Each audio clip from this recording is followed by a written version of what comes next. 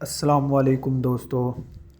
नक्शे के थीम्स आज हमने सीखना है कि नक्शे के जोन से ये थीम्स है, सिंबल्स हैं, इनको किस तरह और किस तरह नक्शे को समझा जाता है। ठीक है, अगर आपको नक्शा पढ़ना आता होगा आप इलेक्ट्रिशियन का काम अच्छे तरीके से कर सकते हैं। जब आपको नक्शा ही नहीं ना पढ़ना आता है तो आप इलेक्ट्रिशियन का जोन सा काम है ना, वो उसके अंदर आप ज़ीरो हैं। ठीक है, सबसे पहला ही जोन सा थिम्बल है वो स्विच बोर्ड ये जोन सा मेन बोर्ड नहीं होता ये वाला। और वॉल लाइट जोन सी है ये दीवार के अंदर ना एक डब्बी लगती है, उसे कहते हैं वॉल लाइट। सीलिंग लाइट जब सीलिंग करवाई जाती है ना, तो ये इसकी सीलिंग जोन सी लाइट होती है ना वो होती है। उससे आगे आ गया फ़ैन बॉक्स।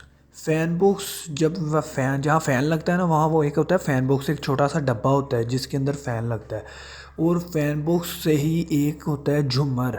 झूमर के ऊपर ना डॉट्स लगे होते हैं, आपने उससे समझ आ जाएगी कि ये झूमर का सिंबल है। पावर प्लग उसे कहते हैं जोन सा, मसलन कोई एसी का जोन सा पॉइंट होता है power plug. Two pin plug ये भी एसी का ही होता है।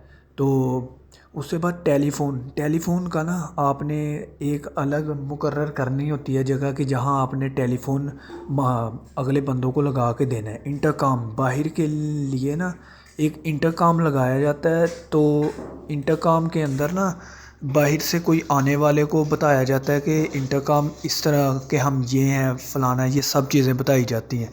टीवी लॉन्च जो जिस जगह टीवी का पॉइंट होता है ना वहाँ टीवी लॉन्चर वहाँ बनता है, उसे कहते हैं TV launch. Tubelight point number 13 tubelight zone C है ना नक्शे के अंदर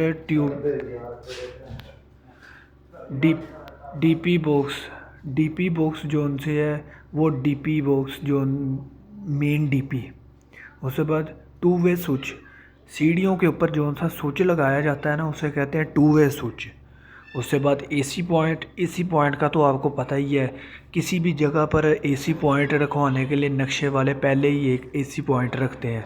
उसके बाद स्लैंड लाइट, ये जोन सी लाइट है ये साइड पे ही कहीं ना फोकस लाइट के तौर पर इस्तेमाल होती है।